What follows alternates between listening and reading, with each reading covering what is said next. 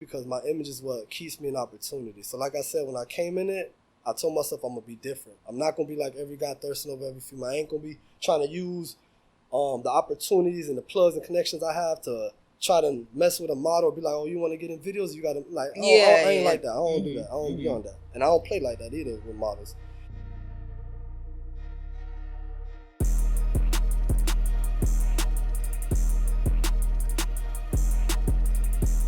The world is full of talent, but it can be hard to be seen by the 8+ million people in the world. Your network is your net worth. Tap in with Plugged and Connected to stay in tune with who's new and what's new. Hey, it's your girl, Really Chris, and I'm here with my guest, LitoDaChosen1. Yes, sir. And welcome to Plugged and Connected Podcast. Trust. So, Lito. What's happening? First, I want to say thank you for coming. I'm so happy to have you. I appreciate you. And just so y'all have an understanding of the show, we're just going to get straight into it. How are me and you connected? Oh, we really connected, through the production, through filming and everything. I think the first time I met you was, Boston Richie, Lil Durk. I think that was the first time. I think so, but part of me is feels like it was something before that, and I don't know if it was just through social media. I think it was online. It was online. And then we finally that's the first just time met. I met you. I remember I walked up, you had... the donuts. I was bringing donuts. I remember, that was a flop. I tried to bring donuts to the set, and it was too hectic, and the donuts was lost. Nobody got donuts. I put them in Ted car. Never got them back. I never worked with him since. I don't even think I've seen him. Ted been doing his thing. Shout out my boy Ted Pro. I be seeing him doing his thing online. I see him on the gram. I haven't seen him in person. Yeah. Okay, cool. So we could agree that that's kind of how we met around that Boston Richie. Yeah, that was the first Durk official shoot. time. That was a lit first day to meet, though. I ain't gonna lie. Yeah. That was a lit shoot. It was. That was a really good shoot. I was just kind of starting out, so you bringing me on, I just felt comfortable, being there, and I was able to watch you actually do what you do. So that was cool. So what was your role though, on that shoot? For that shoot, because they already had the location and everything. I think originally they got the location all that through the label, through Stan, I believe. It was for C'est La Vie. It was with Stan and everything, but they hit me up I casted the models for that set. I casted Mexico, Paris, Lola, Port-au-Princess, Eva. I believe those are all the models I casted. I casted them, and then I also bring all the cars. So all the Hellcats that was lined up, the dunk that he was on, that Boston was sitting on, my boy GP Gus. Shout out my dog GP, you feel me? My dog Gus always pulling up. But yeah, I bring the dunks, the Hellcats, bring the models. I had a few of my extra people pull up and all that stuff like that. They always ask me for extra people and all that. Yeah, people be pulling up for you. I met a lot of the models. I think all of them you named, I tapped in with them at that shoot. Because mind you, I was kind of, that same day. So, because I was kind of still new to the Broward scene of things, so I didn't really know people, but... I'm typically shy, but I know I locked in with all those girls. I follow them to this day. Yeah. That's what I do. I like doing that, man. That's what I love about it. It's not just I do the junk and I just reap out of it. You feel me? It's I get to actually put other people on and actually put people in positions to meet other people, work with other people. And I ain't gonna lie, I'm not a hating type of person. I love seeing other people win and do good. So you know what I'm saying? Yeah, that's good. Yeah, for sure. And then also, so that was one shoot I know that we first met on. Mm-hmm. But there was also the Tyler's Dennis video. I don't know how far along. Which one was the Dennis one? No, that was I did so many little Tyler videos, man. That was in the beginning of the year because that was right when I first met Tyler. So that Dennis video, but that was in the beginning of January. Dennis wasn't the one where he had the red basketball, the court, the gym video. Oh yeah. No, I met you way before that. Yeah, way before. So, dang, my time frame is so odd. Cause I just remember that shoot though, cause I remember pulling up, still trying to meet people, and I don't know. I'm just always nervous, kind of when I go places. I think around the time that shoot came, I felt like me and you were we were if not working more, we were kind of more connected already. With each other and recognizing that we're in the same space together. Yeah, cause I remember I showed up and it was so many people outside, inside, and I think y'all were trying to restrict so many people walking. And I remember you opened the door, you're like, she famous or some shit you say. Let her through. And I was like, yeah, that's love. Nah, because I ain't gonna lie, I knew the security, and then I was working with, Rocka, everybody else. I think it was Rocka, Kodo, Swim and them, I think was the ones who got them the actual location, I think.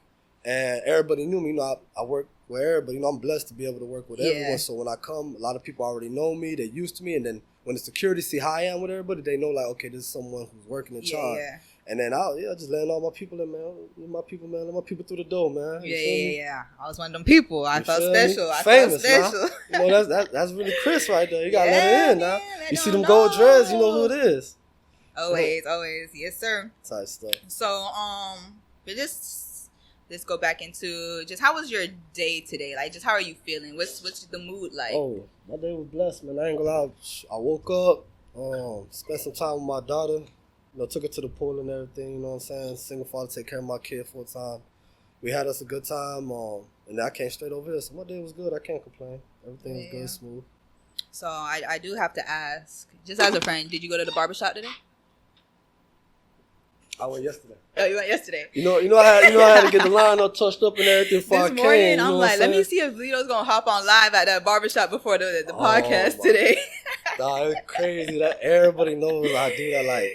Like when I remember when I was like in a relationship, like you like to hop on live when you get in that barbershop. Like girls don't like that. Like they already be knowing like. Nah, but I like hopping on, like, to be real with you, I like hopping on live when I be in the barbershop, because I be with my barber, Columbia. He been cutting my hair since I was a little kid, since 11. And then me and him, we talk junk to each other. Yeah, I hear y'all. I be capping him so much. So that's really why I be hopping on live, because it be funny with him and junk like that. That's it, though, man. Do you feel like, do you care about your, like, appearance or so much, like, when you're going out and what you got going on? Like, will it stop you from going out or doing what you need to do? Not really. It depends where, like let's say I get hit up for a gig, like, oh, we need you here, or let's say, oh, we need you for Drake, like, come right now, we need you to do this. I'll go out there and some like my homeboy told me this. I took a picture. I did a video with Tusi when I think the first time me and Herb officially worked. And shout out my boy Herb.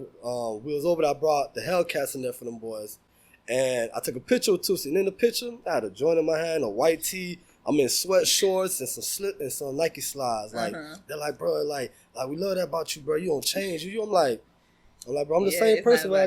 But depending, like, if it's somewhere where it's like you gotta at least come dressed a certain type of look to at least be representing like a certain way, then yeah, I'll clean up myself if I can. If I have time, yeah, I'll definitely clean up a little bit at least. Got you. For sure. Most of the time I just work, so I just be grinding. Do you feel like there's any situations that you remember you noticed, like, maybe people weren't approaching you the way you wanted to because probably you're just a certain way? Yeah. To be real, not really nothing like that stood out too much. Sometimes I felt like that in the beginning because when I first used to come on set, like, I'd be like black teed out, like, sometimes. But it depends, because in the beginning I was half and half. I was kind of dressing up a little too, but at the same time, like, after, like, the first year, like, I'll be, like I said, black tee, plain. I don't even care. My dreads wouldn't retwist, no haircut, rough face. I wouldn't really care. But at that point, to be honest, I never really cared what they thought, because in my head, whenever I walked on set, I was just on some, like I'm sent here.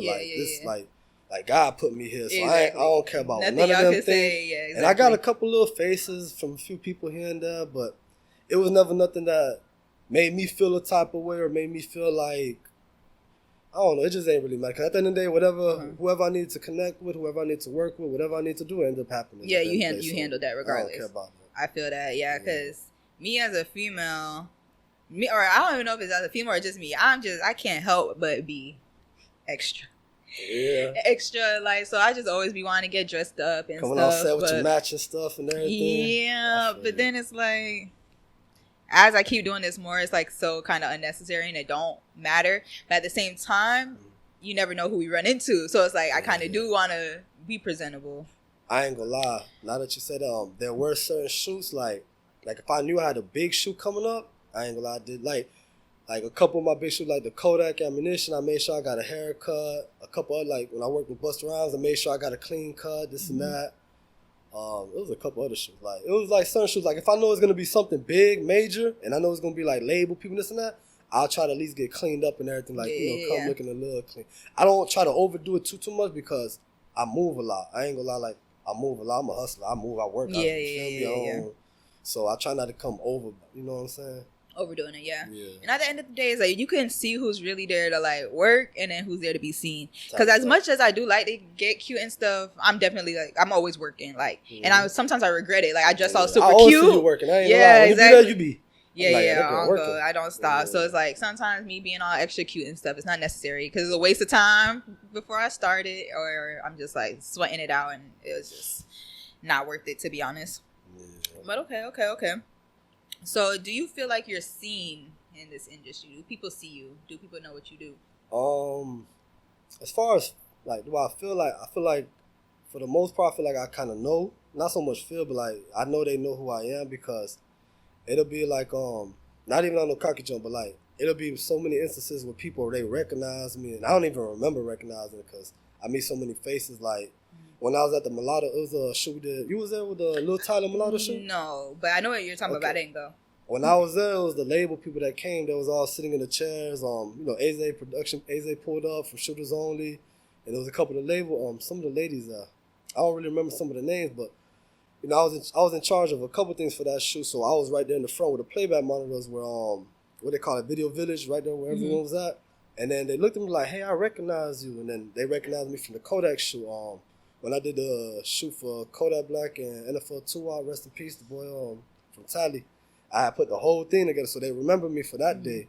But there's always instances like that. You know what I'm saying? Like every time I go to a shoot, it's always somebody either big or whatever, like, oh, Lito, that's Lito, oh, Lito. Or I get phone calls, like the first time I worked with Aze, he was like, yeah, man, I hit some people up saying I need a trap house, and every single person I call send me to you, so you must be that guy. Yeah, like, that's cool. It be a lot of good moments like that, and it make me feel good, like, yo, like, I know my work ain't in vain, you feel me? I know I ain't working for nothing, like I'm putting a dent for real, you feel me? So those moments and those, like, compliments, that's outweighing, like, the slower seasons for sure. Nah, they definitely, I ain't gonna lie, it just kind of, like, humbles me, I ain't gonna lie, like, because a lot of people don't know, I didn't go to school for none of this junk. Like, I didn't know nobody like that. You know what I'm saying? Like, I just straight grinded this from the dirt, like, just straight faith and grind. Like, so when a lot of people talk to me and stuff like that, it just, like I said, it humbles me. And then I just become grateful. Like, I just become grateful to God because I know it ain't nothing but God who opened these doors for me because I don't be knowing, like, in the beginning, I ain't know how I used to end up in these shoes. I used to just be there. I remember I had this one dude,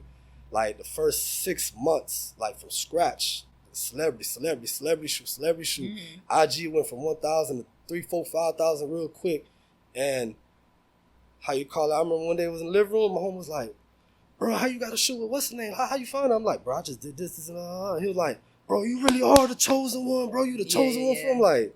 And when you're saying do this and that, are you really like? Are you on the computer? You're contacting people this and that, or do you feel like you kind of just know those right people, God got you, like, is it, like, how is that work that you putting into it, or is it like, is it more like, God got me? I ain't gonna lie, I definitely believe, of course, first, God definitely got me, for sure, definitely God, but I do be working, like, I ain't gonna lie, when I first started, what I did was, when I first started my first shoot, it was a big show for LitoDaChosen1, my first casting. Shout out my boy Walt, from 100K. He gave me that first opportunity. And when I did that, I would do a lot of behind the scenes. With my phone, I would be right there recording everything. And I used that, like, because I know people, man, like, clout like a drug to some folk. You feel me? Like, some folk can't help it. So I'm like, you know what? I'm going to use this, and I'm going to get people to, like, pull in. So that helped me out in a little bit, but it was really the networking. Because the first 3 shoots I did was in 1 week. And it was like a long gap after that. But them first 3 shoots, I tapped in with everybody. Like, I got everybody's IG, everybody's phone. I ain't care if they was picking up trash, putting the waters, the crafties. I ain't know nothing. I talked to everybody. I ain't care who. And after them 3 days, I started following everybody's IG, and I started noticing on the captions, people would put, like, the credits, like the DP, the director, first AD, second AD. You follow them. Every last person, everybody. Who casted the models, I'm following them. Models, following them. Whoever, like. Yeah. And I would turn on everybody's notifications. Stories, I'll turn on, because I started watching it, and I peeped, like, yo, these people be posting on a story. I need this, I need that. And I was like, you know what? I'm gonna turn everybody's notification on and use the connects and people connects and everything that I got from just networking and everything. And the moment I see someone need something and it turn on, jumping on it. Oh, matter of fact, you need a drone? I just met a drone guy yesterday. Hit him up. Or you need a VFX editor. I just seen a VFX editor in someone's credits on the post on my Instagram, and they'll respond. And like some people, and I'll be hearing it, like some people be having a hard time of making them connections, and it just happened for me. That's how I look at it. Like it's God. It's both. I can agree to that fully. Actually, I would say it's the same for me because going into college or whatever, I wasn't planning on doing really anything like media or music or nothing, but probably like almost after my second year, I realized like I don't want to do none of this regular like business and law or nothing like that. And I am very creative, so I heard of this art school or whatever, blah blah blah, applied to that. But in the meantime, I still didn't know much. I just knew I was creative, and I'd rather go to school for being creative than doing other bullshit. So I did the same thing. I was never really big on social media either. I would barely even post or use it, but I used it to follow fashion people, photographers, videographers, edit. Same way you said, but you sound like a little more like you was going ham. But in a general sense, I was like, that's kind of the stuff I wanted to see on my feed because that's the stuff I like and can contribute to, you feel me? So that was kind of the same thing for me. The only thing I say I wouldn't do too much is like maybe DM people. I know some people go on like these, I'm DMing 50 people a day. I'm like, I haven't done that, but like following people, liking, maybe put like a comment just so I have them in my loop of people and resources and just what I can see. And I feel like from there, just taking that step, God, like just, help guide me, put me in the face of the right people. Cause like you said, you could talk to everybody on the shoot, down from like the smallest person to the biggest, but I always aim for that biggest. Like when I'm somewhere, I'm like, who's the manager? Who's in charge? Like, who has the real answers? You feel me? That's real strategic. That's smart. So that's kind of how I built my way through with my connections, is trying to just find who's the top dog in the room. But also connecting with everybody because everyone plays a part. So nah, for sure. Because you'll be surprised. Sometimes it'll be the PA who will put you on the big head.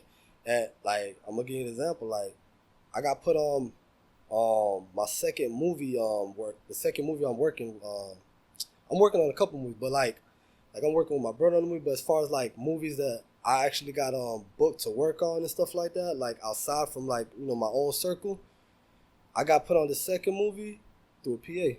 Yeah. A PA. Like somebody who like, he cool, show me mad love, dog. He a great worker, that boy. And he a photographer, he raw photographer too, though. Don't sleep on but he PAs a lot though. Like he's always PAing on big productions, though, big productions. My boy Flo, shout out my boy Flo, man. My dog gave me a great opportunity. And he plugged me in with a movie. So you'd be surprised who plug you in. Like, yeah. But definitely, it's smart definitely to always go for the manager, because I do that when it comes to like tapping in with the artist and staying connected. I like, who's their manager or who's the label for? Because the artist doesn't have the say so all the time. Nah, they don't. Yeah, and most of the time, And then sometimes you don't even want them to have the say so, to be real. To be real, exactly. But yeah, what you said though, don't sleep on nobody on the set, because even with me, I PA'd a good amount of shoots, and I love being a PA. Don't get me wrong, I actually love being a PA. Yeah. But it's like I offer a lot more. But PA is a lot of people like kind of start off at sometimes, but. It's good for money though too. It is. Like if you need bread, things are slow between it. And then like just depending, like you say, he does a lot of big shoots, like consistent, because people switch out PAs all the time. But if you realize you're getting called for a lot of stuff, then like you're good, like and they trust you. He's like locked in. Yeah. So he's like one of them. Like he's important. He does behind the scenes too and everything though. Yeah. But like you'd be surprised. You were saying something about behind the scenes earlier. Yeah, but I did notice that about you when I first kind of met you, that you was like tapping in behind the scenes. You wanted people to get behind the scenes of you. So you say you use that to your advantage to like just help you showcase like that you hear that you in this. Nah, for sure. Because like I was always like getting every video I could. Just always just showing the work nonstop, always showing every day that I'm doing something, always showing every day I'm doing. Like, people don't even realize I got like over 10,000 videos and phones from sets and from video shoots. I ain't even post. I got like at least like, I want to be realistic, and maybe like 30 video shoots, and some of them major celebrities I haven't even posted on my page. Pictures, professional photos of me with the artists I haven't even posted. Why don't you post? I ain't gonna lie, I got a little burnt out towards the end. So like right now I'm realizing more and more it's like I can't do all this jump by myself, man, because it started great, don't get me wrong. It started good, but as time goes on and everything progresses and you get further and further in your career and you start getting more and more responsibilities, taking more things on, you really realize you can't do everything yourself. My boy J-Dash just told me that. Shout out my boy J-Dash. Dash is old. That's a big producer right there. He told me that day, like, Lito, you can't do this by yourself, bro. That's why I'm here for you. I'm your partner, bro. Call me. And I'd be like, bro, you're right. Like, I got to stop trying to do everything on my own, because your mind to get burnt out. It's good though that you're willing to do the work for yourself, you feel me? But it does come that time, and it improves your quality as well. When you feel like it's becoming too much, it's because it's just for another level of what you got going on. And I learned being on some of the big sets. This is something I really like kind of took in more recently. When I was on the movie set, they had a whole bunch of PAs, a whole bunch of extra ADs and stuff. And when I was talking to them, they were like, people tell me like, yeah, I mean, like we hired a lot of people. Well, I realized they didn't really tell me. I realized that they hired a lot of people because whatever position a person was playing, they didn't want to do anything if it wasn't outside that position. Like one of the ADs, he could have easily grabbed someone, but there was a PA. No, it was an art department. I ain't gonna put names out there, but but it was an AD, and they had the art department person there, right? And he was supposed to stay on set, like for anything simple in between scenes. Like let's say, all right, I need the art department person to come and clean this mess up and put the drink back together so it's looking back right, the same, and it's not looking different. You know what I mean? And he could easily did it himself, poured it right in because it was right there. Nah, like I'm ADing. If you art, you art. Mm-hmm. You stay where you at. I'm ADing because I need to focus on what I'm doing. And it takes a lot of stress off you. Like when you, let's say you're a director, but you're trying to also produce. You're also trying to send out call sheets. Mm-hmm. You're trying to send out group chat messages, do this and that. You need people to do that. And I learned that from my one of my projects I'm doing right now. Like I can't do everything myself because you won't realize you done missed a couple things. And it's like, mm-hmm. It's not bad to have the knowledge of everything and to understand everything, but you physically cannot do everything. Something is gonna fall off at some point. So I want to ask you, at what point do you feel like you were plugged in? Like, what was that moment? You're like, I'm in this. I'm good. Or do you not feel like you're there yet? Well, I feel like I was plugged in. I feel like I'm there now, but when did I first feel? I think I want to say once I hit like about that 1 year mark, when I hit my 1 year mark, you know how you like everybody do like the New Year reel of all the work they did and everything.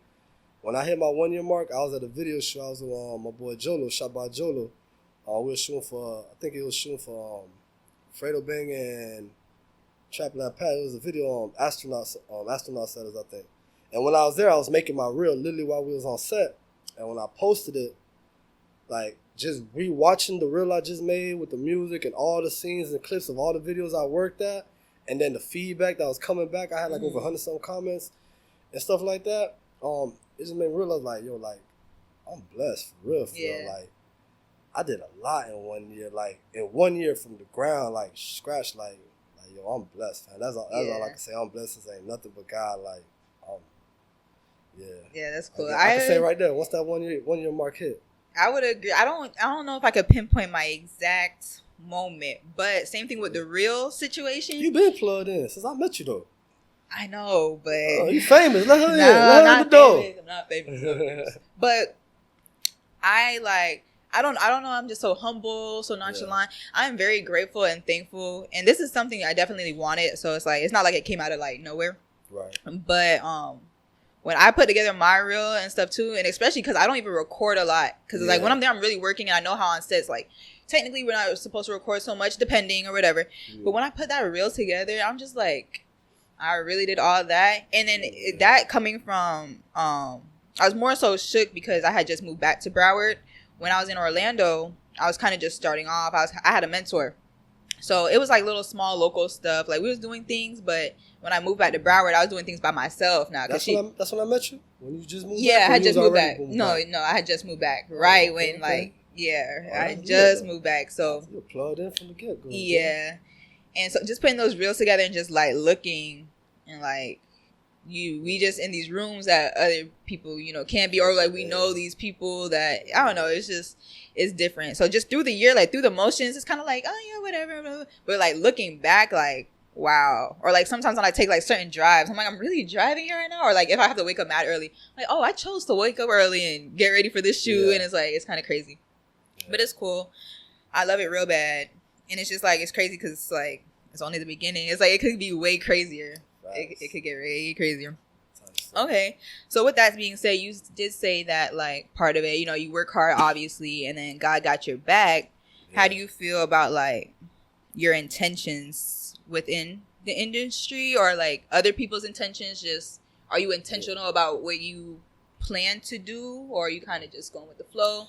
I'm definitely intentional right now because don't get me wrong, I like the music industry. I like it to a certain degree. I really like it for the the creativity of everything. People being able to express themselves in music and all that. But I got to a point where I'm kind of getting tired of it. Like every video shoot, trap house, fake dope. The trap house plug right here, y'all. If y'all need a trap house, he got 20 ready for you. More than that. Now, stop. But nah, just the same music, toxic music, just hearing that junk in your ear over and over. Then shoots where I see little kids shoot music video. I remember I did this one. I hate name drops, so I ain't gonna name drop. Jit was 13 at the time, and I ain't realize I got a Hellcat. I'm kind of off topic with it, but I got a Hellcat for him. And then when I realized how old the kid was, and I seen the video, and what he was rapping about and all that, I'm like what? And then when I seen Jit again at they had one of them events at, I think it was Humble Religion, and then Jit was outside, and I seen all the grown folks recording, grown men recording a little 13, 14-year-old talking about shooting all odds, this and that, female, all this junk. Yo, this ain't it for me. And then plus, there's not a lot of creativity. People they're not creative. That's no more. What I wanted to ask you next. It's because not a lot of creativity. My bad. Go ahead. There's not a lot of creativity though. It really ain't no creative. It's the same thing. Don't get me wrong. I love when a music video. That's why I like working big productions because it's different. You get to actually see a lot of big things come to life. But it's even still I don't know, man. I like music, you know what I'm saying? If it's more creative, I'll stick with it because I still see myself, with the music videos, the music industry, but I'm intentional as far as wanting to go to where originally my heart is at, which is movies, films. Okay.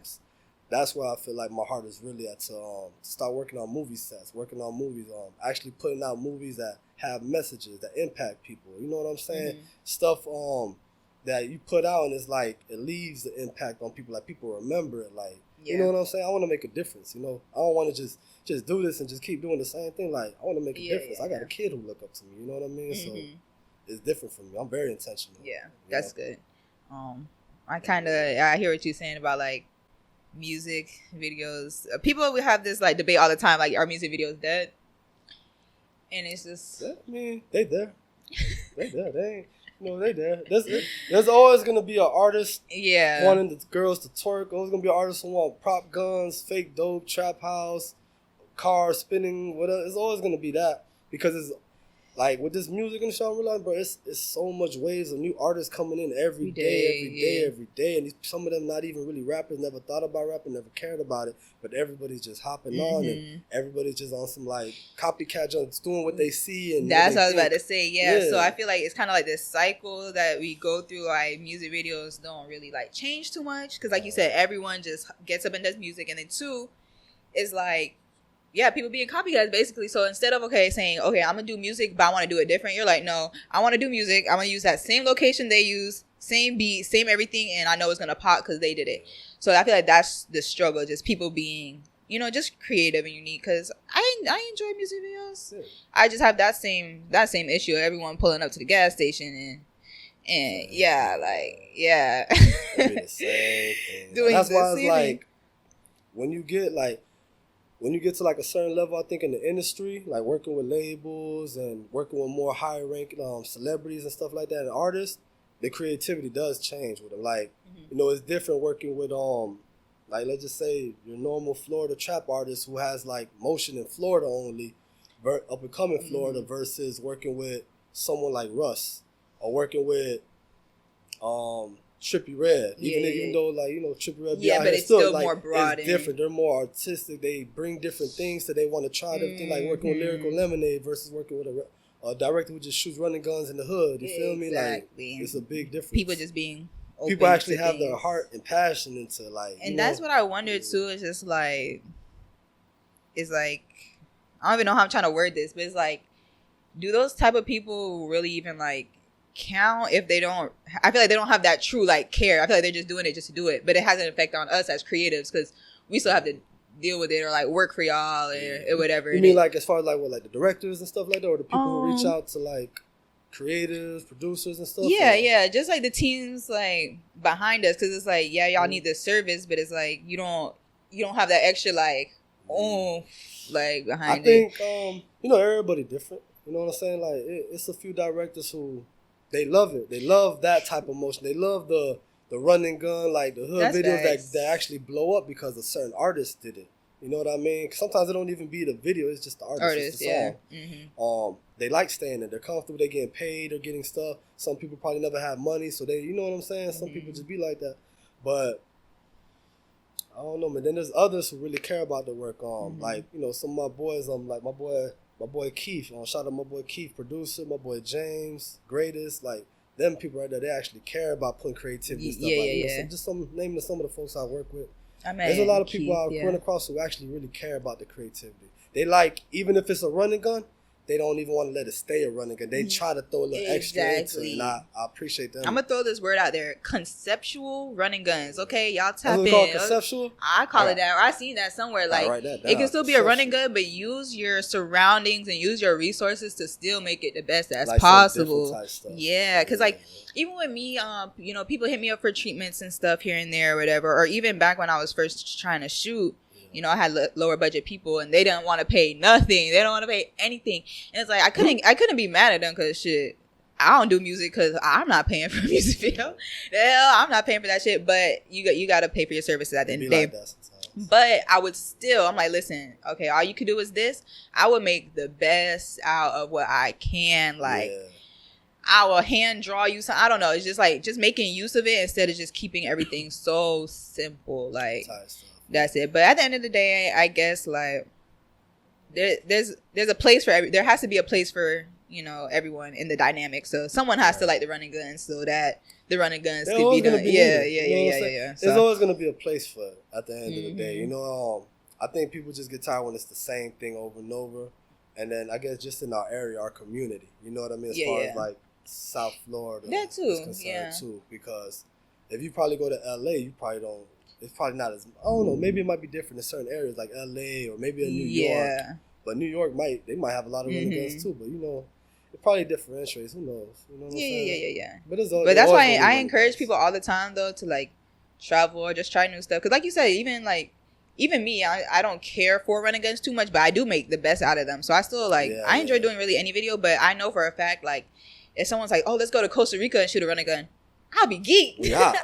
We gonna make a fire-ass jungle video. You gonna make the best out of it. Yeah, like exactly. So it's just why I feel like just people should be more open, and that's just what anything in life. Just being more open. I feel like it brings you more, gives you more opportunity, more just. That reminds me of one of my dogs I work with. My boy Keywan Blake. I don't know if you ever worked with Keywan Blake. He manages ZA 1K. I don't know if he's out from Broward, but when he do videos, whenever I work with him and he'll do running gun videos, he'll be like, Lito, look, this is the regular scene, this is just a running gun.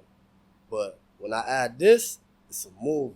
And I'll be like, oh, you right. And then like I'll come to set some days, right? And we'll be doing something. Like let's say it's a regular running gun, like just a car or something, but then he'll throw an idea like, dang, like what can he'll be like this, he'll just be like, what can we do different? And then I'll be like, oh, why don't you have them do this and do that? So it looks different. You're like, see, now that's a movie now. Exactly. You know what I mean? And it'd be running gun videos exactly, too. Yeah. So just taking, and it don't be a lot, like to just try to think outside the box a little bit. You can't do everything by yourself. So if you need a creative on your team, cough. Don't sleep on those creative directors and treatment writers. Don't sleep. It's not going to hurt you to need some help. Okay? Or whatever you want to call it. You don't have to call it help, assistance, whatever. God sent ideas, tap in. Okay, so social media. You said you used social media in the beginning part to kind of like create a community of people that you can work with, follow, be inspired by. What are some of the negatives you feel like of social media, or how has social media affected like your journey? Social media.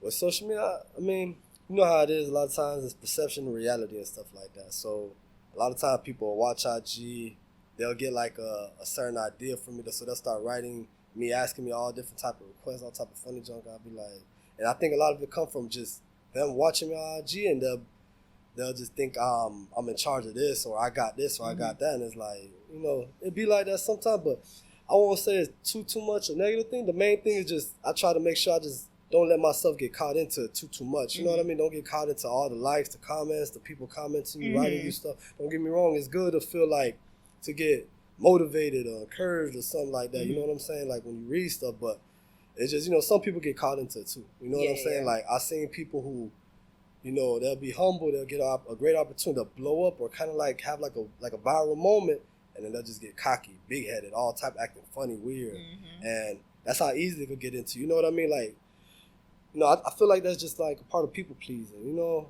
like people please. You can't get caught into that stuff. That social media thing. You know what I mean? Feeling some type of like, I don't know. Me, I try not to place my value into that. You know what I mean? Like, regardless of what I do, another video where people see me on IG doing this and I stop doing that and I just talk about this, I care less. Like, if you see on my IG, I separated my pages. Like, even though my main page has most of my followers, I put my business over here.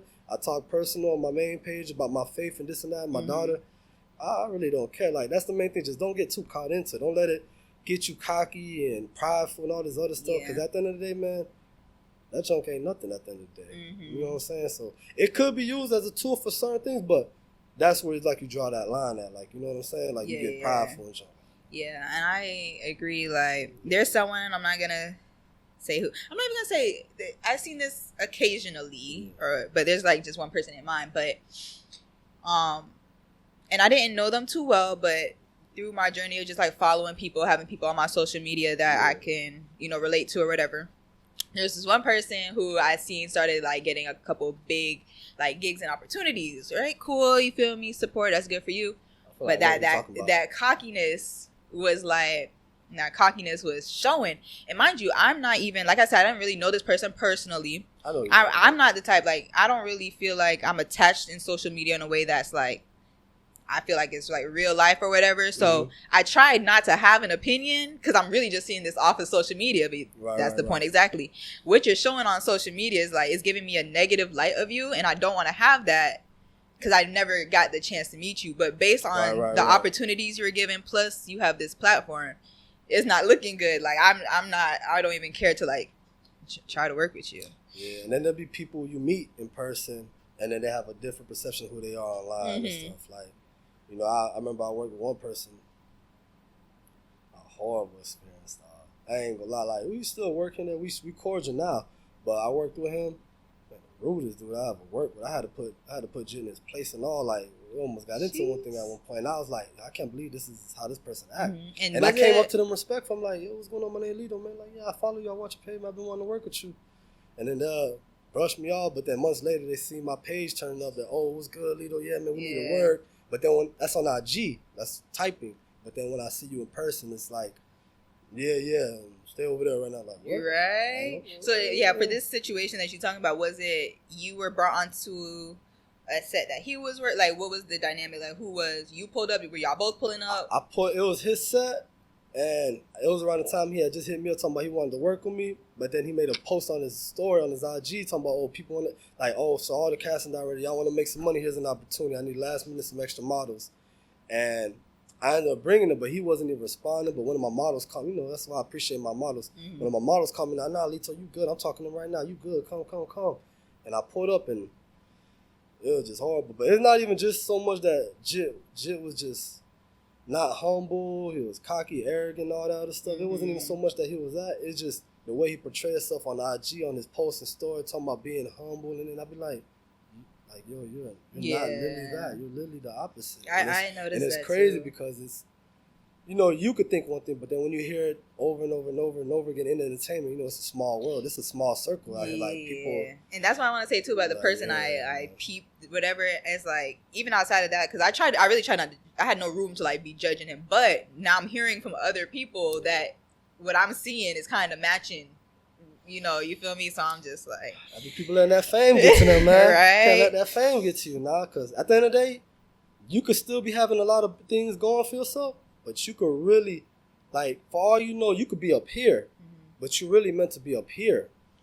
And you think you good because you're here, but just you being the way you are, you're missing it. You're holding yourself back. Yeah. And it literally is like that, bro. You got to be humble, but pride. But what is it? Pride come before fall, or something like that? I can't remember. It's something like that. It's like you can't be prideful like that. You can't let stuff like that get to you, cause I don't know. Me, I just try my best to be humble. I treat everybody right. Try not to let it get to me, because at the end of the day, my blessing come from God. It don't come from other people. I don't, you know what I mean? So that's facts. As much as I want to say, like, I'm very thankful for, like, everyone who supported me, put me onto opportunities and that, like, appreciate y'all so bad. But I just know, like, God got me, because it's like, I don't really care about, you know, other people's approval and whatnot, but it's just the fact that more of these opportunities come, like, okay, God is guiding me through there. And I feel like I'm not a simple person. So it's like, I don't feel comfortable where I'm at. Some people be like, especially now, like, looking back, I'm like, wow, Chrissy, you've done a lot, but it's still like not enough. So I'm just I think when it even comes to that, because sometimes I feel like that at times. Even though I had like a lot of good moments, at times I still feel like that, like, man, I'm not here and I'm not here. What I'm learning more and more, and I need to start getting on it and just stop telling myself, is one, in them times where you feel like you're not there yet, or it hasn't came yet, or the opportunity hasn't presented itself, or you haven't, like, you know, knocked through that door or whatever, you got to prepare yourself. You know what I'm saying? You know how they say proper preparation prevents poor performance. Yeah. You got to prepare yourself. And then not only that, but that plus, what was the other thing I was going to say? You got to definitely prepare yourself.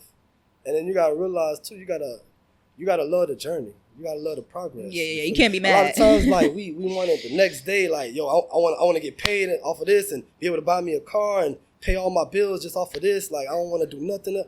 Like, we want it like that sometimes, you feel me? Like, and sometimes, like, we'll let it get to us so much that the more it's stuck in our head, the more it starts affecting how we look and move. And I feel like with that, too, it's kind of hard, like, having supporters or, like, having friends or family, whatever, because I had a situation last year where I had this big shoot I was part of, but I didn't get paid up front, you feel me? So I'm expecting, like, this big pay after the fact. I had, like, a bigger role, like, kind of, like, managing the production for the day. It was kind of a big project. So, you know, I'm hearing what I'm going to get paid. Everything's good. I'm loving my job. Everything's good.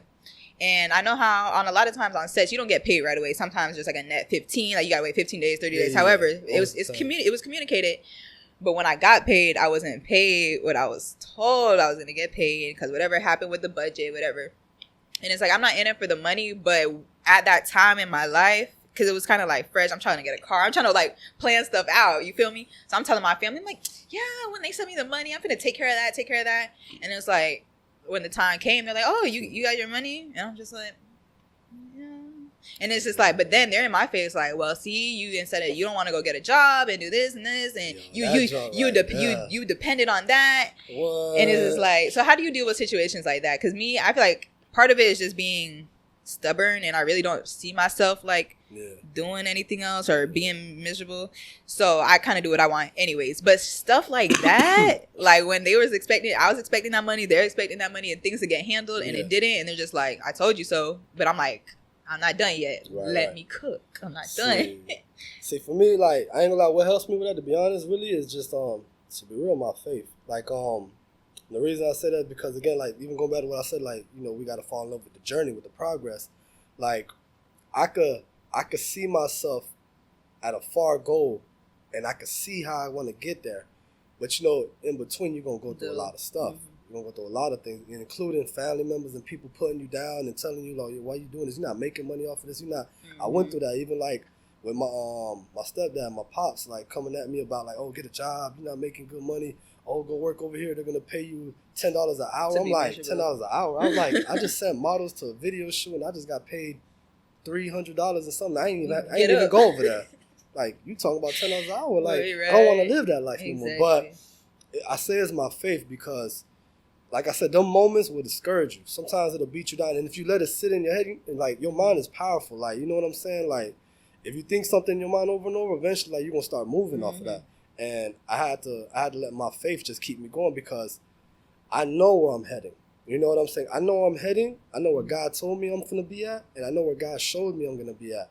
So no matter what you say, or no matter what it's looking like, it's gonna happen. I know it's going to happen. And not just that, but for me specifically, my life ain't regular. Like, a lot of folk in this industry, they don't know where I came from. They don't know what I've been through and who I was before all this happened and how I got into it. So it's like, the way it happened for me, it was nothing but God, bro. Like, that's why I talk about God a lot. I don't even be trying to be like on preachy stuff or nothing, but like, it was nothing but God, but I'm getting goosebumps even talking about it because it's like the way it happened for me. I just gotta say it. So all right, look, so like I started doing everything like December 31st, 2020 was my official first shoot with LitoDaChosen and all that. Before all that, like the year 2020 during the pandemic and all that, I was just trapping. I was selling pound, coke, all type of junk. I was just regular trapper, all type of stupid junk, running around with guns. I was between Broward and Miami and County Line, but I was all over Lauderdale. I was in Miami at times. I was everywhere. And I was at a point in my life, I had my daughter, I'm a single father. And I was at a point in my life, I was just tired of the same thing. You know what I'm saying? Like, just running from problems, trying to use, liquor, weed, all this other stuff to just cope with myself with everything I'm going through, my mental issues, the things that, I ain't deal with as a kid growing up, all type of different stuff. You know what I'm saying? And I knew this wasn't who I was supposed to be. I knew this ain't my life. I ain't just born and made on earth just to be someone in the streets trapping and all this other junk. And not only that, but I have a daughter. My daughter looks up to me, and I take my daughter real. She's my only child. Like, me and my baby like this. That's my twin. And I want to make her proud more than anything. So I remember I used to pray. I used to be like 4 or 5 in the morning. I'd be in the car high as hell, drunk, busting licks all night. And I used to pray, and I used to be like, God, please, like, give me a career. Give me something I can do to make my kid proud. Like, I need something because I can't keep doing this. Like, I'll start feeling suicidal, depressed. Like, I'll go through all type of stuff. And, I was just living a regular street, like, going to the club, messing with all type of junk, just trying to cope. But I remember one day, and how that happened. I remember it was this guy I was cool with, right? And he was cool with a lot of celebrities, NFL players, artists, label people, and he was cool with 100K. Walt, he's the creative director with 100K. Shout out my dog Walt. And, matter of fact, I'm skipping the big important part. I'm tripping. So, right before that happened, I remember I had prayed. Like, I was praying and everything about all that. And I went to church. I went to a church. My homegirl invited me to this church. First time I went to church in like a year or something. I don't even know. And we went to this big church. I'm talking about like mega church, like look like them universities. Church by the Glaze? No. I've been in that one too, but no, King Jesus Ministries is down in Kendall. And when I'm up there, they praying and they preaching and all that. Then they call for altar call. So I go up to the front. They pray for everybody because it's a big church. So he said one prayer for everybody, but then they send you to a room to get prayed for more intimately, directly and stuff. So as we're walking through the halls, everybody clapping for you, you just got saved or rededicated your life. I go in the room. Me and my homegirl in the front row is like a classroom, kind of like a classroom setting. It's a guy working on audio, a young dude.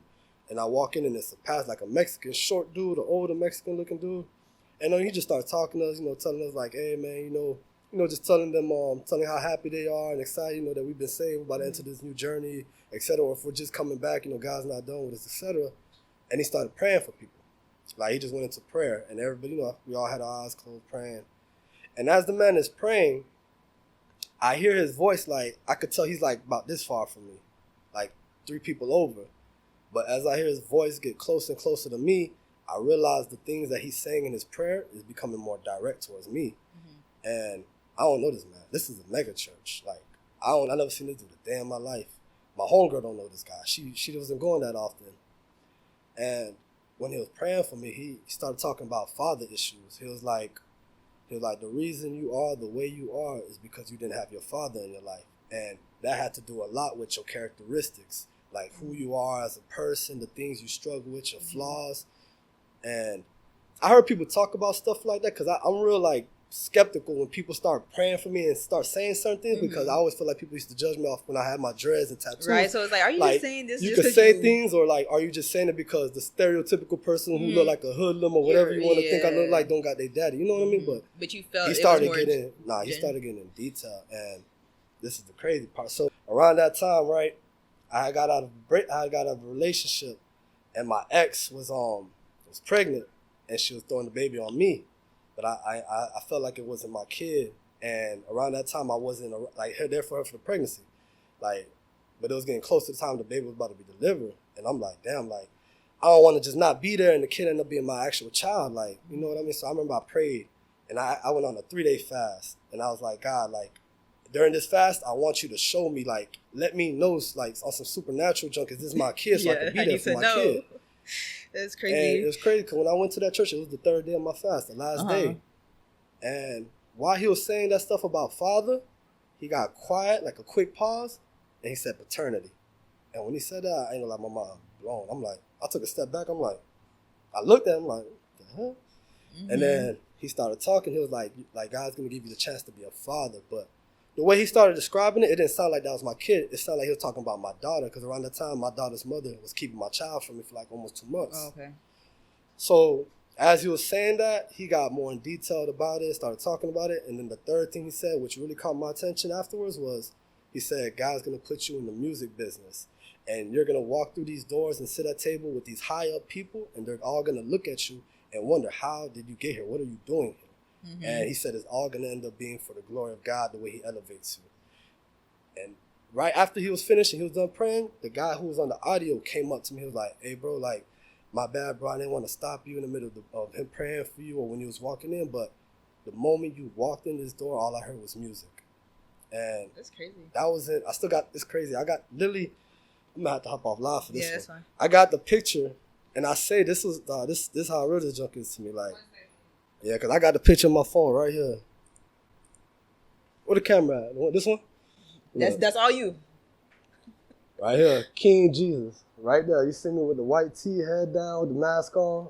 They literally took a picture of the actual website of the church. Okay. And I said it because my homegirl, she sent it to me. She was like, look, and the date. November 8th, 2020. Uh-huh. So from November 8th, 2020 to December 30th, I got introduced to Walt through one of mutual friend. He introduced me to Walt from 100K. Shout out my boy Walt. And, you know, he kept trying to plug me in Walt because I was an artist around the time. I used to serve this dude, and he knew I rapped and just, so he wanted to plug me in with 100K. But when I got around to like 100, Walt ended up inviting me as an extra for free to music video, just to be like an extra, like an actor. And I was trapping. I had dreads, you know, whatever. I had money back then, so I used to pull up to the shoots. I ain't care about getting paid because I'm probably serving people on set or whatever.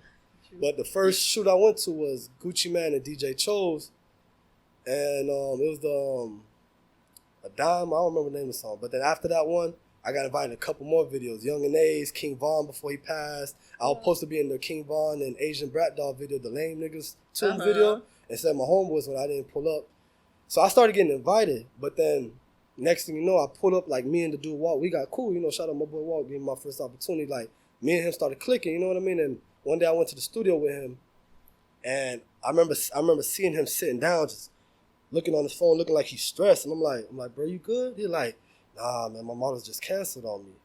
And it's like a light bulb just hit my head. Like, I'm like, you like models? Like, bro, I know a whole bunch of models, bro. I know some IG models. I know a couple strippers. I used to trap, so I used to serve strippers. Yeah, I knew a lot of female, like from high school. I was popular. I had a lot of homegirls, so whatever. So I was like, all right, boom. And I booked 2-3 girls, and I didn't know who the artist was at first.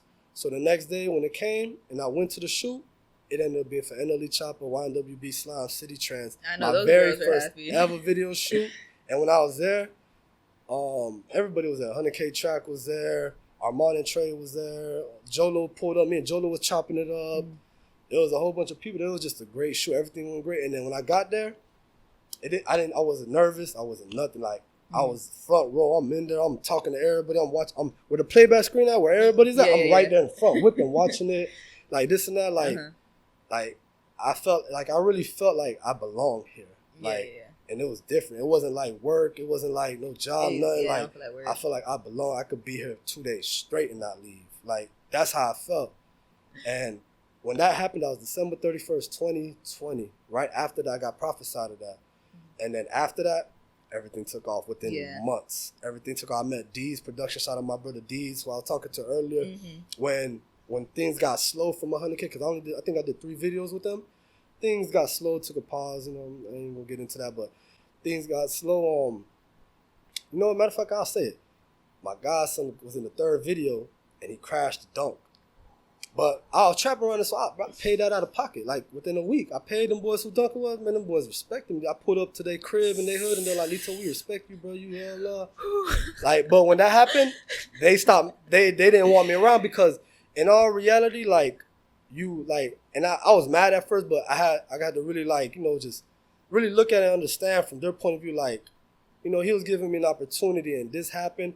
I could be a liability, and I could mess up his position. And when he's trying to just look out for me. So you know, I was mad at first, but then, like, you know, I realized, like, you know what, I can't get mad at him. Like, he tried to put me on, and, you know, whatever. Yeah, something like that was an accident. People do worse. Yeah, like, we cool, though, but honey, you know, 12, man, that's still my bro. He still be hitting me up, putting me on, all type of things, man. You know, shout out my boy Walt. But, it was a big pause right there. Like, I want to say maybe, like, and all the videos happened within a week type thing, so it was quick. So that soon, I'm thinking, damn, I done lost everything. Next thing you know, I went to a meeting with the guy who introduced me with Walt. He was cool with this artist, my big bro, Keith Wallace. I don't know if you know Keith Wallace. Shout out my boy Keith Wallace. Big time dude from Miami legend, went viral and everything. I met Keith, and he had a meeting with Deeds. He actually had a meeting with Deeds to talk about plugging in to do music videos together. So I didn't know Deeds at the time, but me and Deeds was friends on Facebook on some spiritual stuff. We used to talk about God and stuff. So I felt like I had to go to that meeting. And this is around the time I wasn't it was like maybe a couple weeks, a month, I ain't doing no video shoots. So I went, and when me and Deez got connected, I remember he invited me, like me and him had a talk after him. Like me and him, we just had to talk about God. We were just talking about just life and God mostly. And he was like, you know what, bro, like you should come to a meeting. We have a Bible study over here. And when I went to that Bible study, it turned into me going to a Bible study to Deez bringing me on set, and I'm around 100K people. I'm around these other celebrities, other people. And then I'm meeting these other artists, these Christian hip-hop artists who I used to listen to the music, and now one of them got me helping them with a video. And the next, I'm networking like always, and then now I'm going to the next video, and then it kept rolling. So it paid back, yeah. So nothing stopped. It kept rolling, and I still kept working with big celebrities. Like within 2, 3, 4, 5, and 6 months, I'm working with big names. Like I did a whole music, like within 6, 7 months, I did a video. I helped produce the video for I helped with the casting. I helped with some of the art props and actors for Wu-Tang. It never came out. Music video for Ghostface Killer and Raekwon. So I got to actually chop it over, and I got pictures on my phone. Raekwon cool as hell. He be reading my messages, and he be writing me in junk. So like that's when I really like, yo, I'm blessed. Like that's when I really started realizing, like, yo, like this ain't just like, yeah, I'm hustling. People see like I'm working, I'm nonstop, this and that, going crazy, but it ain't just me. This is God, like, cause I never in a million years thought about doing video production, casting. I never thought about doing none of this stuff. Like, it just happened, and I have a real career out of this, like a real career. I done had more than $1,000 days in one day sometimes, and I'd be like, dawg, like I know this is God, but it's not even just that I'm working with celebrities. It's the way my connections are happening. Like when I come on set, it's not even on some cocky jump, but like when I come on set, it's so much love. People giving me Lito, yo, Lito. Oh, here, put Lito on. Yo, Lito, this the bet. And I be so humbled. I'm be like, yo, like I be telling God, like, God, thank you, cause I could never open these doors. God opened these doors for me. I just walked in. You feel me? I ain't had to kick no door down. No, he opened it for me. I love that, feeling the love from people. Man. You feel me? That's why I definitely try to always keep a clean face, and I love what I do for real. So it's like, starting off in this, like I said, I had a mentor or whatever. I had a mentor, but she ended up moving. Probably like a year after we met. And then I had a friend that I was doing this with too. But I was a little more involved, and I was the one with like the mentor, so someone kind of helping me, guide me through. Yeah. But when I moved back to Broward, I had to do it all like by myself. I didn't know nobody like down here except for people like I said, I was kind of following people on the internet, but no one that I could just be like, hey, can I? Well, I guess I could ask, but whatever. But when I just started pulling up to like going places by myself, I'm so shy, or I used to be so shy. I don't know if I'm so shy, whatever.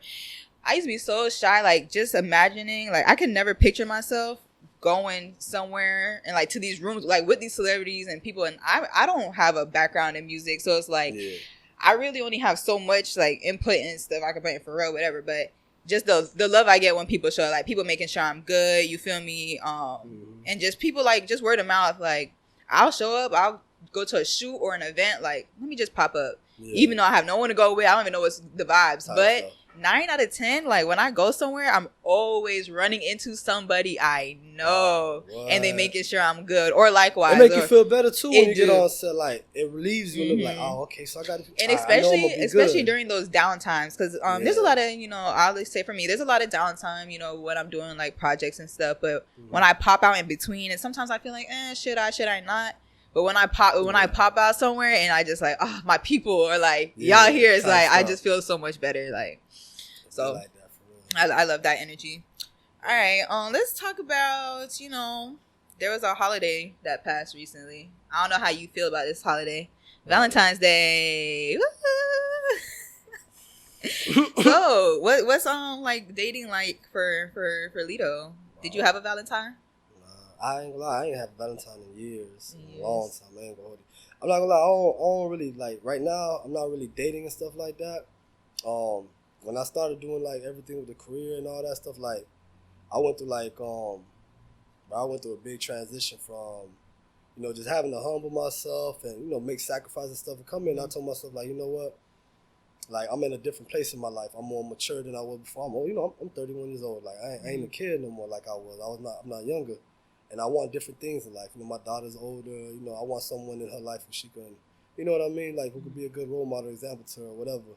And I don't want to just be on some, like, just dating, this and that. I don't want to be on that. I want to actually, like, meet someone I can grow. But I know, me personally, like, I know I got to be ready to handle that. And I ain't ready to handle that, to be honest with you. Feel like you're still in this space of, is it you, your personal, like, traits and stuff, or is it the work, or is it both? It could be both sometimes, because I ain't gonna lie, sometimes it's work, it don't be easy, because I just got out of a relationship actually recently. First relationship I was in for a while, and I ain't gonna lie, the working around, being around the models, this and that, it was like, she'll get all upset and get mad and jump type shit. So, people got to be used to that, because everybody's not comfortable. Everybody has insecurities. Everybody has trust issues sometimes. Not everybody, but some to a certain degree. So it's like, it's kind of hard, I guess, for a female that you're like, oh, okay, you a guy, you're around all these models, all these girls. You know how people think sometimes and stuff like that. So, but. And it does happen, but not all men are bad, guys. Yeah, nah. Me personally, I just want to be in a, you funny as hell. Sorry, let me focus. Yeah, you just want to what? Nah. To be real though, like me personally though, I just want to be in a good place. Like I want to be good financially. I want to be back in my own and stuff like that. Because I had to take a step back when I came into this industry, because I had to let go of what I was doing before making money to taking these sacrifices and stuff. So I want to be well off financially, because I want to be able to, like, I want to be able to, like, take care of my girl or whatever the case is. You know what I'm saying? Plus, I want to get married eventually. I want to have a family. I don't want to just date just to date. So it's different with me, you know what I mean? And I'm a type of guy, I'm real picky. Like, I know what I like and what I don't like. And I can tell almost kind of from jump, like, once I meet a person, like, can I really see me being with you? And deep down, it never is a yeah. It's never a yeah. So it's like, why play with you? Why am I going to get with you? Then you probably end up loving me, and I don't even really like you like that. And I cheat on you, or I break up with you and I hurt you, break your feelings. Like, I'm going to do that to somebody, Or even play with myself. You know what I'm saying? Like, I feel like right now, I just have to mature a little more, go through a couple more things, mature spiritually, get in a good place spiritually and everything, and just, I guess, financially. Like, when the time is right, the time will be right. But right now, I'm not dating. I don't date. I don't date in the industry. You don't date in the industry? That's like my law. Smart. That's law. He said that's law.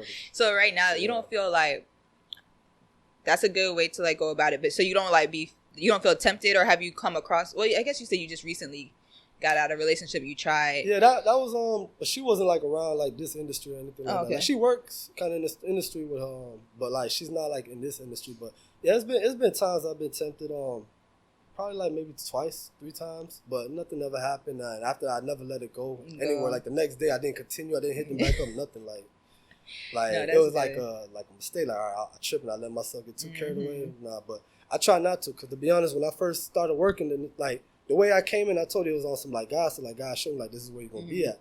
And I told myself like, you know what, all right, I ain't perfect and all that, but I know for the most part, I know I'm gonna be working around a lot of females, and I know how easy it could be getting caught up into lust and all type of stuff. Like start messing with girls, this and that could mess up my reputation or mess up opportunities, or who knows, you know what I mean? And it's like, I'm just getting in this game.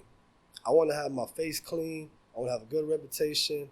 And at the end of the day, it's like, I told myself, you know what, I don't want to be like every other guy. You feel me? Like, I got homeboys. You know what I'm saying? How can you, what can you say to other men, regardless of like the industry or whatever, but like the temptation? Because like you said, one, you're not really going to go for a girl because you say you're picky. Yeah, so that one part of that is kind of stopping you, regardless of the fact that you're around so many. You still have the standards. And my intention, to be real too, like, my intention ain't just to be like, just messing with girls just to try and smash them. Like, that's not my intention. That's not where my head's at right now. Like, so that right there already stops me. You know what I mean? But no, continue. Yeah. So I'm just trying to see, like, I don't know, and everyone's just different, has a different heart with just different people. But I'm just like, if another man was in your position, what can you tell? Because ever since I've known you, you've been super respectful. All the girls and everyone I've known that knows you, like, you're good. And I never even seen or know, like, nothing weird from you. So it's just like, but with other dudes, even mind you, dudes are not even in your position working, like, close with, it's not even their job to be so involved, so involved. So it's like, how do you tell them to just vibe or, like, I try to talk to them. At the end of the day, people gonna do what they want to do. But if it's somebody that's close around me or whatever, I definitely do talk to them. I be telling them all the time, like, look, fam, like, I ain't know when to tell you what to do, but don't get so caught up in it because you do it. One, all these people are in the same circle. And if you're coming with me to shoots also, like, you're going to see these same people. Like, don't be that person. You know what I mean? And everybody's group chat, everybody talk about, like, don't be that person. Like, and also, like, I think it's just like it makes people respect you a different type of way also. When they see you not just out here just thirsting over every female, this and that, like people talk. I got homegirls, I got sisters, like I know how they feel about a lot of guys when it comes to like, oh this guy, oh you mean what's in there who being everybody likes, or what's in there who, like I know how people they view guys. Yeah. And me, like I said, like my image means a lot when it comes to this industry because my image is what keeps me an opportunity. So like I said, when I came in it, I told myself I'm going to be different. I'm not going to be like every guy thirsting over every female. I ain't going to be trying to use the opportunities and the plugs and connections I have to try to mess with a model or be like, oh, you want to get in videos? You got to, like, I ain't like that. I don't do that. I don't be on that. And I don't play like that either with models. And I told myself, like, I'm going to be respectful. I'm going to be someone different. I'm going to be someone that these girls can actually trust and actually be, like, put their confidence, like, what, I know I'm with Lito, Lito got me. And it's like that. Yeah. And I ain't gonna lie, that was one of the best things I could have ever did because, one, it kept me focused because, like I said, I'm a man. At the end of the day, I'm a man. If I start messing with girls and all, it ain't hard to get caught up in that. You know what I'm saying? Yeah. So it kept me focused.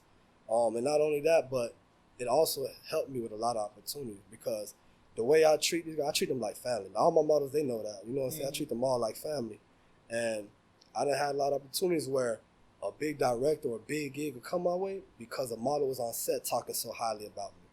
And I'd be like, I'm glad I handled things the way I handled. You know what I mean? And at the end of the day, we're all people, bro. We're all human. Like, I actually care, like, about if I hurt another person or whatever. Like, I think about stuff like that. And I think about, like, I know women go through a lot already, like with men being thirsty on them, this and that, trying to actually climb up rankings without worrying about guys trying to use them or trying to come at them. So I said, I want to be a breath of fresh air to them. Like, what, we don't got to worry about that.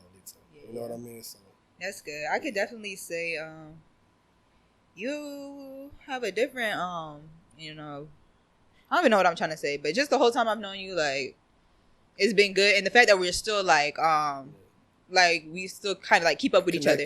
I'm not saying like I don't have like no beefs with other people, but like you're someone that is like still in the loop. I put in a good word for you. Like I speak your word in room, so that's good compared to some other people where I'm not saying they ain't do nothing crazy, but it's like if you act a certain way, you reap the benefits of that. You feel me? So don't call me the chosen one for nothing. The chosen one, chosen for sure.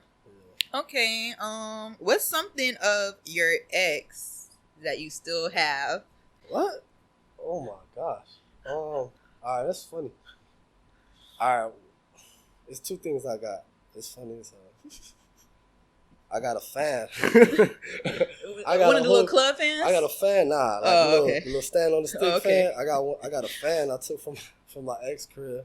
You took it? I ain't took it like I'll help you move, but ain't one. I'm like, boy, I need this fan to be hot. So I took the fan. It don't make me think about it. Like I look at the fan like, nah. And then I got this one book though. One of my exes gave me a book. It's a real good book. I still haven't finished reading it. It's on my desk, on my dresser. I tell myself every day I need to read it. It's called Kingdom Man by Tony Evans.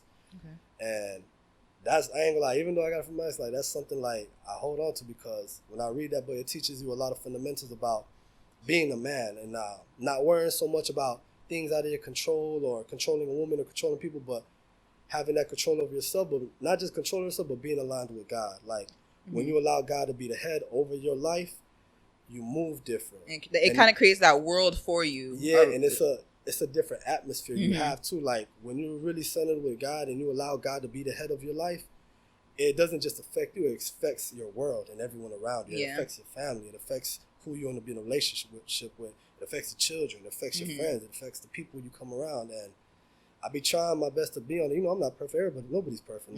Not one person is.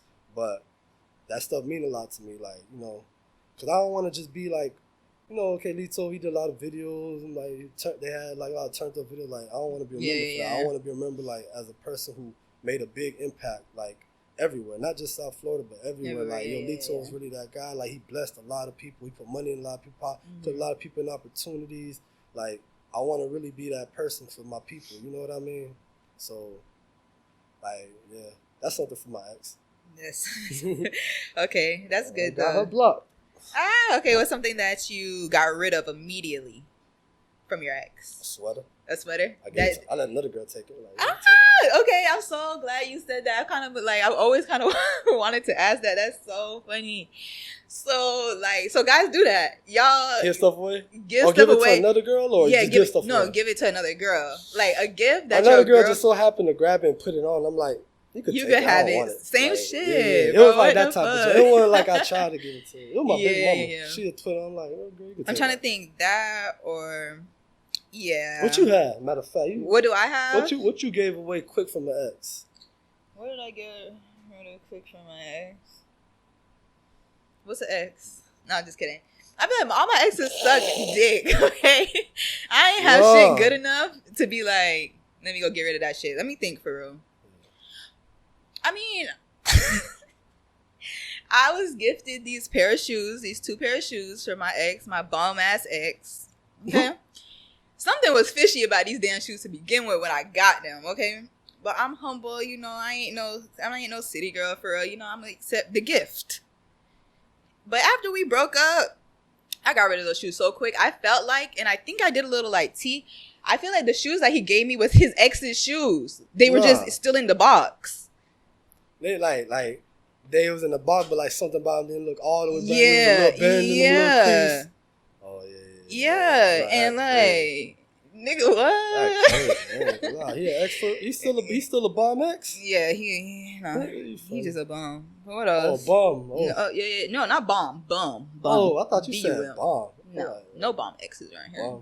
But yeah, I don't know. Yeah, then I wasn't really gifted to. Yeah. No, you ain't get a lot of gifts before? I mean, nah, or nothing like. I don't know. I probably did get rid of some, like, I don't know. I forget about my exes. I don't remember. Memory erase. Well, the X for a reason. X for a reason. Next. I really want to think about that though. What's something? Yeah.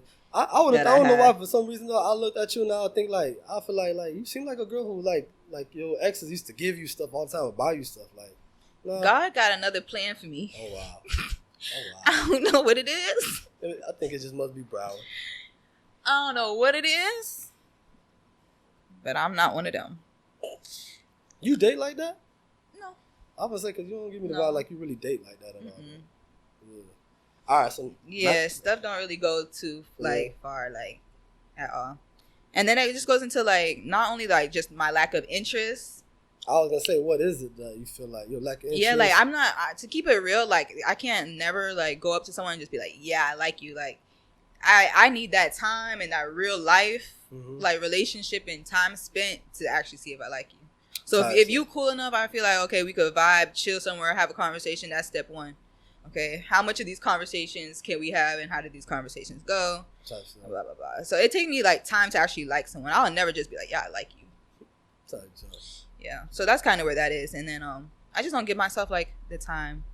I'm just used to spending the time to myself. I'm really super focused now, for sure. So you said now? Yeah. I mean, just more. I feel like I've always been focused.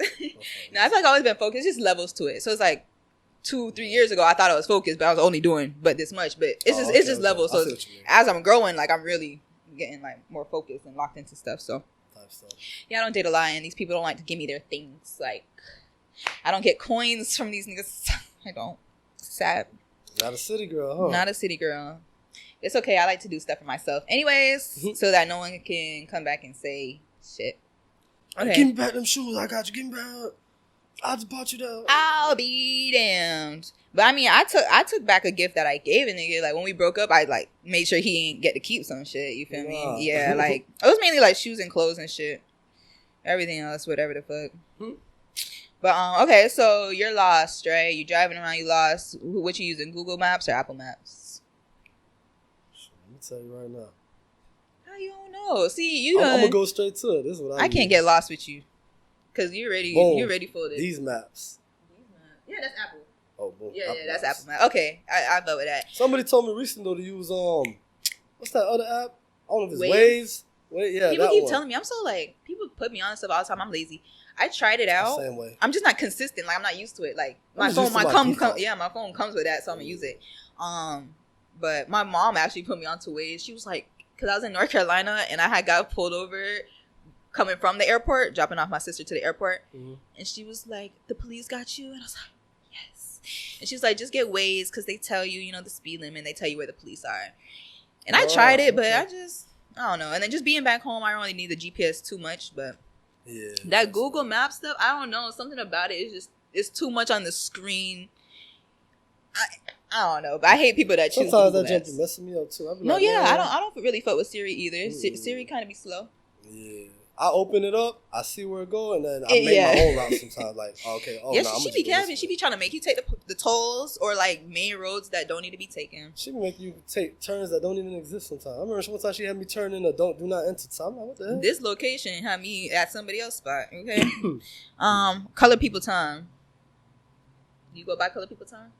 I ain't gonna lie, I'm on time. You on time? For the most part, I'm on time. Like, I'm not like 30, 40 minutes late. Like, I like being on time or early. Like, when I be at shoots, this always happens with me too. Like, whenever I bring my homeboys to like be like actors or extras and stuff, and they be like, all right, y'all come at 5. I literally get there at 4:45 or 5 o'clock, and nobody's there till 7. How does that make you feel?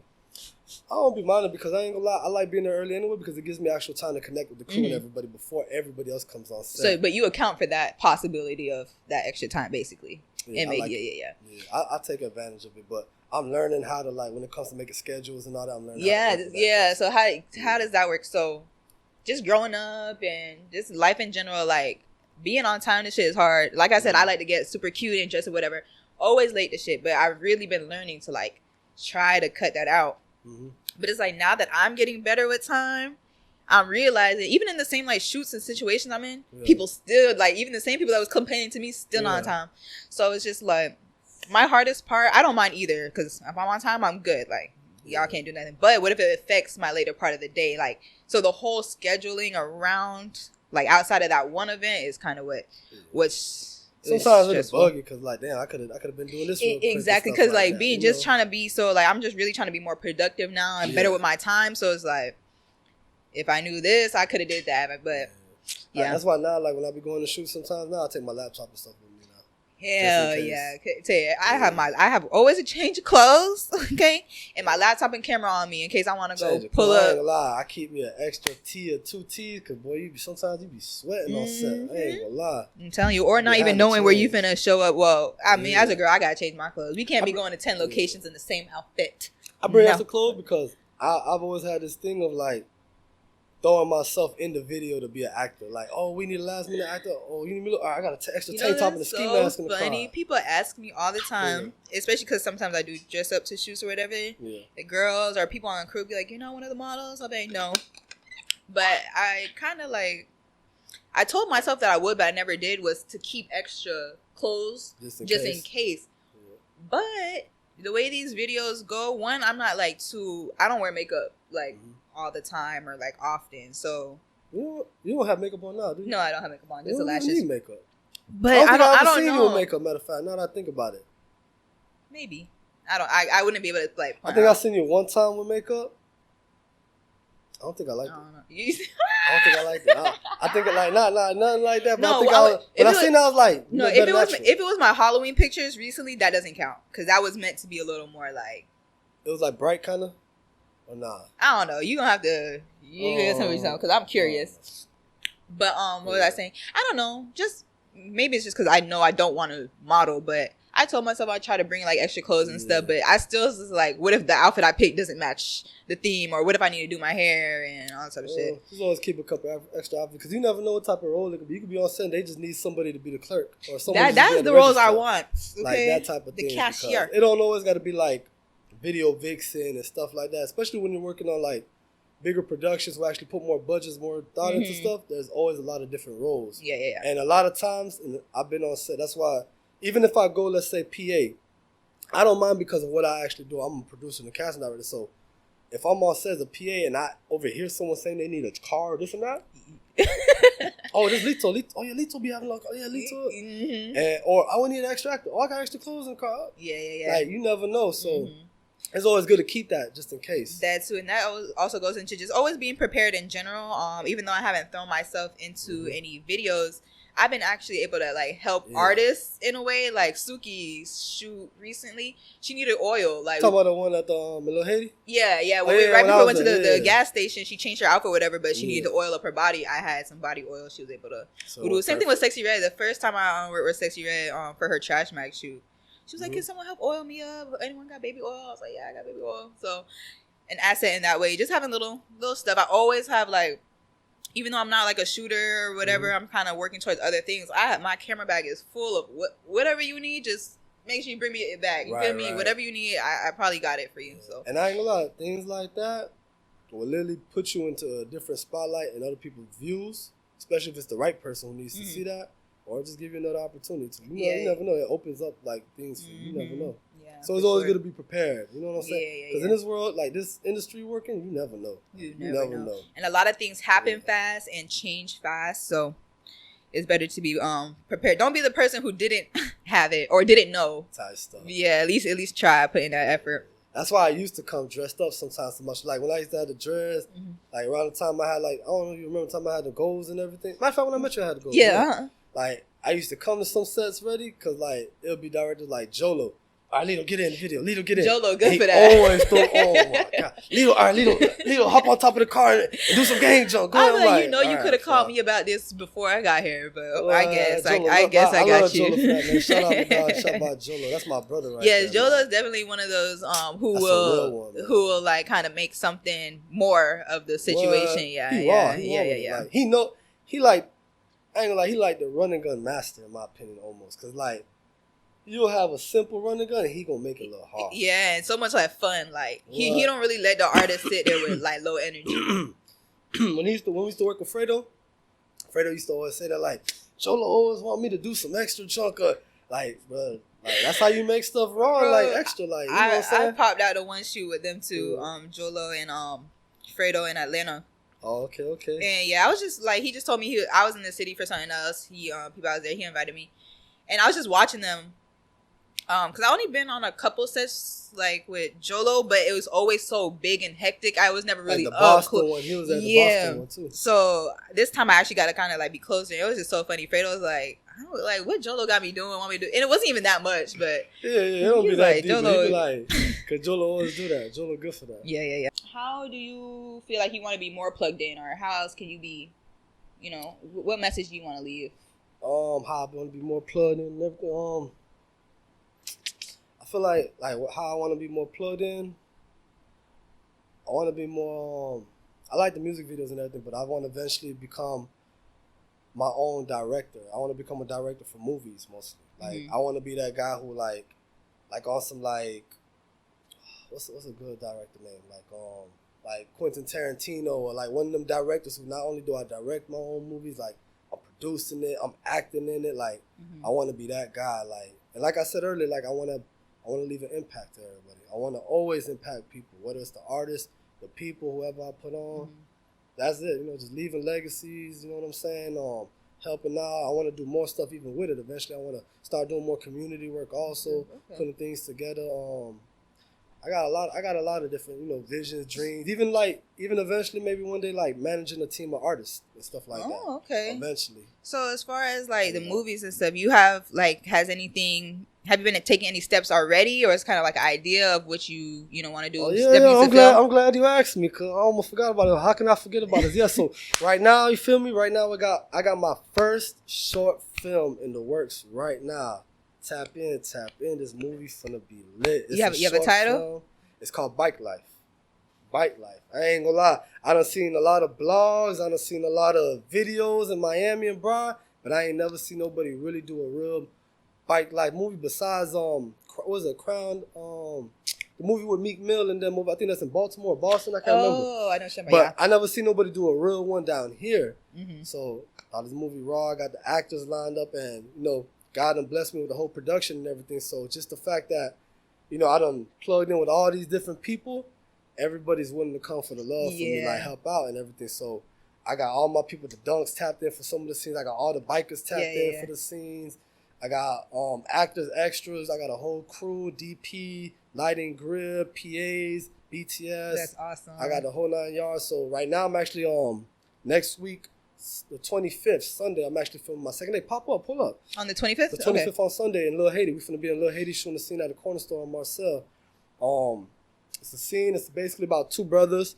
They grow up in Miami, riding bike life. Basically, riding bikes is what kept the brothers close and kept them basically out of trouble. They grew up in Miami, grow up rough, rough background, and the older brother took care of the younger brother, keeping him out the streets and out of trouble with bikes. You know what I mean? So basically, the younger brother loses his older brother riding out on bikes, actually, and the short film follows him as he has two decisions. He's left with two choices to make.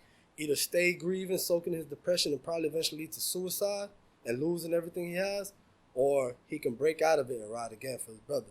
Mm-hmm. And this movie is gonna be lit, man. I wrote the whole script myself. Scratch that. I wrote the script, and I got a script supervisor. Okay, cool. So matter of fact, let me re-say that so I don't have to scratch. So I wrote the script, and I have a script supervisor. Actually, one of my models I work with, Anastasia. Anastasia, shout out Anastasia, my script supervisor. She gave me a few extra ideas that definitely took it up another level.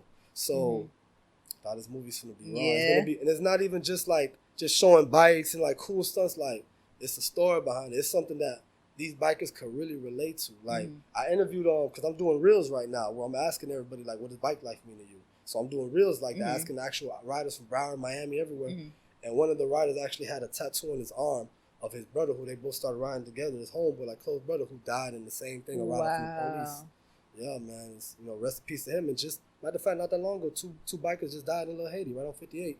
58 and second, they died in Little Haiti over there being chased by the police. The second one got clipped on the intersection when the police came and hit him. Is this something you kind of just heard? Did you tap in? I heard about that because kind of found out one of my producers from Little Haiti, my boy J-Dash, Dash-Zo, shout out to Dash-Zo.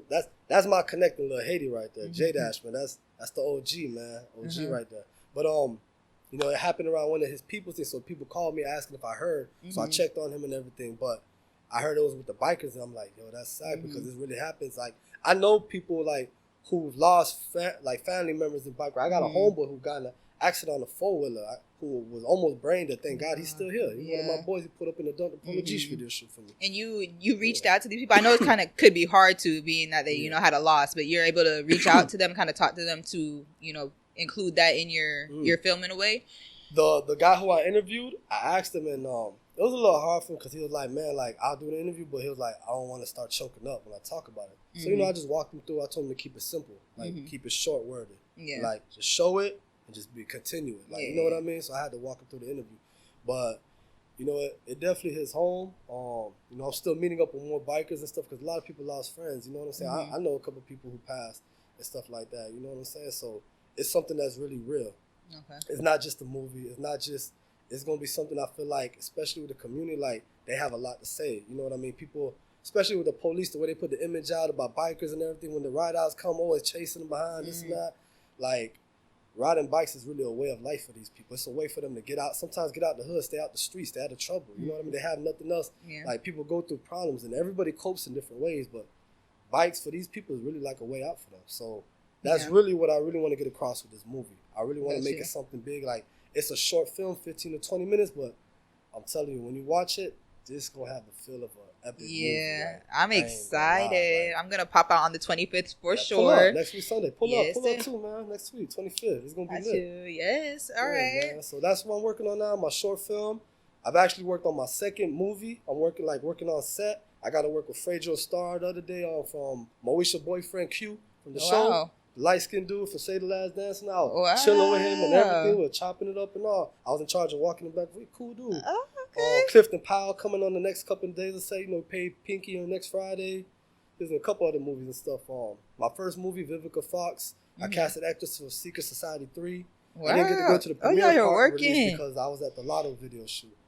But God is blessing me, man. Like, it's crazy because, like I said, I never thought I'd ever do this. I never thought I'd do any of this. And now that I've been in it, I'd be looking back at my life and I'd be like, dang, like, now that I really think about it, since I was a little kid, like, when I was, like, in elementary, I used to get I'm a little older, so I don't know if you know about these. Back in the day, they used to have these, when we used to have the VHS, the VCR or whatever, they used to have these 6-hour VHS tapes where you could just put it in, click record, and record whatever you watch on TV, change channels.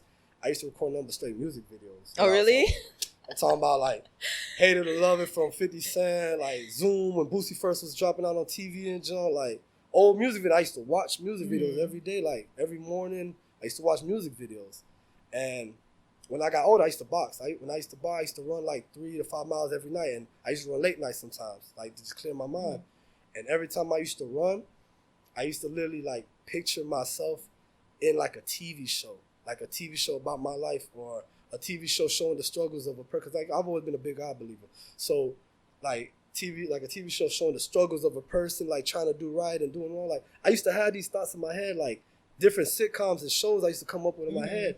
And now that I'm here and I look back, it's like, damn, like, yo, this is it. Like, and that's the difference from, like, just having a job or just working and actually having a real career. Like, when you really find what you were really destined to really do, like what God really made you and, like, created you for, it hit different. Like, you know it. Like, when you're there, like I said, I could be on set 12, 16, 18 hours and I still keep going.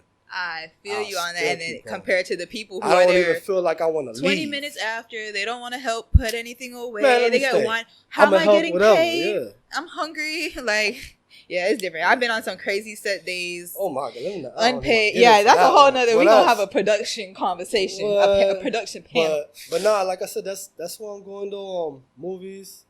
And yeah, I'm grateful, man. I'm grateful.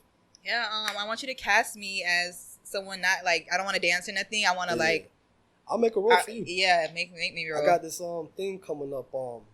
I ain't gonna drop too much, but like after my short film, because I want to continue creating, and I have, I'm a casting director. I book a lot of models, a lot of actors, and there's also a lot of upcoming actors or aspired actors or actresses who want to learn. So I thought, like, I can't put everybody in every movie. So how can I make a lot of work for them and also give me a lot of content? That's a good question. I got the answer too. You have an answer? But stay tuned. Okay. Stay tuned for that. You feel me? And where they gonna find you at? Oh, you can follow me on Instagram at Lito, LitoDaChosen, and the number 1, LitoDaChosen1. You can follow my business page, LitoDaChosen1s with the number 1 and the S at the end. And yeah, YouTube page, everything coming soon. All that's gonna be on my page once it all comes up. You need to make that YouTube today. Yeah, I need to make it today. On your drive home. I don't care if you don't post nothing. Make the YouTube. I'll make it when I park. Okay, sorry. Yes. Yeah. But now, like, that's coming up and all that. You know what I'm saying? Thank you so much, Lito, for coming by. I appreciate you so much for coming by. You feel me? Come through one time for my dog. Thank you. The famous Chris, plugged and connected. Rashi. Stop playing now. Special shout out to Rashi Productions. Powered by Rashi Productions. Got us, a little setup for us today. Make sure y'all tap in. Rashi Productions. Shout out to 6415 Media. Yo. Behind the scenes, back down. Yo. You feel me? Yes, sir. Yeah, man. So, before we wrap up, though, you don't mind real quick? Before I wrap up, I can pray real quick? Yeah, sure. You don't mind? Mm-hmm. All right, for sure. Let me go ahead and pray. Hallelujah. None of me, Father. So, Father God, first off, Lord, I just want to first just give you thanks, God. God, just give you thanks for just simply who you are. Not even what you've done for us, God. Not even what you could do for us, but just simply who you are, God. You're a God who is always covering us, watching over us, God. Even at times when we don't recognize it or see it, Lord. So I first just give you thanks, God. I thank you for Chris, God, for her just bringing me to her podcast, God. I pray that you continue to bless us, God. I pray you continue to bless her, Lord. Bless her in everything it is that you want her to do, her purpose, Father God. Wherever it is you want her to go in her career, God, I pray you begin to open doors that no man can shut in her life, God. I pray even for Gypsy also the same thing as well, God, that you continue to just elevate them, God, and wherever it is that you want them to go, God. Put them in the place where they need to be, God. God, I pray for anybody who may have been watching this, God, even whether I was on live or even when the episode comes out, God, if there's people who are struggling, not knowing the purpose or not knowing what it is they're going to do, God, I pray that you begin to reveal it to them. I pray that they come to you to ask it, God. I pray that they begin to just trust in you, Lord. I pray, Father God, that we don't have doubts when it comes to what we do, or we don't compare ourselves to other people, God, when it comes to being in this industry, Lord, because you created us for something, God. So I pray that when we walk into these rooms, when we walk into these doors, when we go to these opportunities, Lord, we won't be worried about nobody else or what anybody else can do for us, God, because we're going to know that you sent us, that wherever we go, wherever our feet go, you planted us there, God. I pray if nobody doesn't know who you are, God, I pray they begin to seek you. And they'll find you when they seek with your whole heart, because you're knocking at the door. That's what your word says. Behold, you knock at the door. If they'll open it, you'll come and sup with them. So I pray, Father God, that eyes be open from this, God. I pray that people begin to search for their purpose, God, and not just be in the world, just being here just to be here, but people really find their purpose and what it is that they were meant to do, because it's different, God, so they can actually really live. So I thank you for this opportunity. I thank Chris just for her bringing me here, God. I pray that you keep us safe, give us traveling mercies, give Gypsy traveling mercies, her godson. Watch over us as we leave here, God, covering us from the crown of our head to the soles of our feet. And I just bless you and I love you, God. I love you, Abba. In the name of Yeshua HaMashiach, the name of Jesus Christ of Nazareth, I pray. Amen. Amen. Right. Amen. Oh. Thank you, Lito, so much. Oh, my gosh. Sure. And that's a wrap. That's a wrap, yo. Woo! I'll get cut. Cut. All right, fool.